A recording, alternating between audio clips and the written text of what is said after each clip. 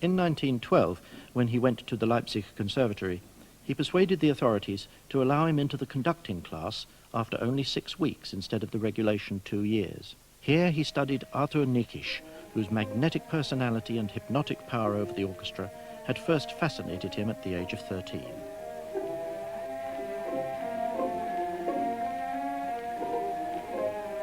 There is no doubt that Boult modelled himself on Nikisch as far as actual technique is concerned.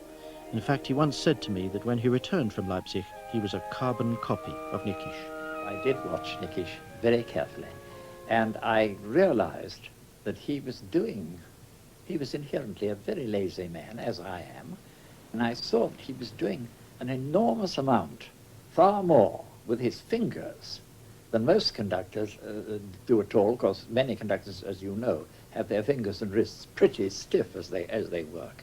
Mm-hmm. But and work it all from the elbow, that sort of way. But Nikisch was doing it with his fingers, and the result was the stick was a much more lively thing, much more expressive thing. And it was said at that time that Nikisch, if you shut him up in a glass box and told him to conduct 10 bars of anything, you could tell at the end of the 10 bars what he was conducting.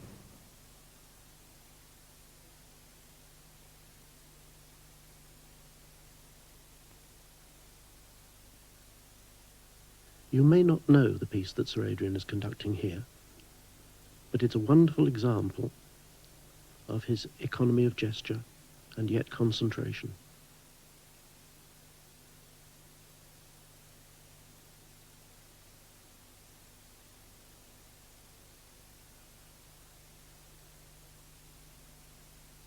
Every movement he makes, whether it is with the stick or the hand or just the eyelids, is there for the players.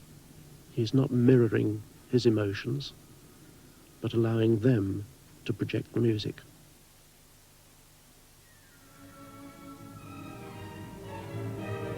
Let's watch that little passage from Holst's Perfect Fool ballet music again, this time with the music.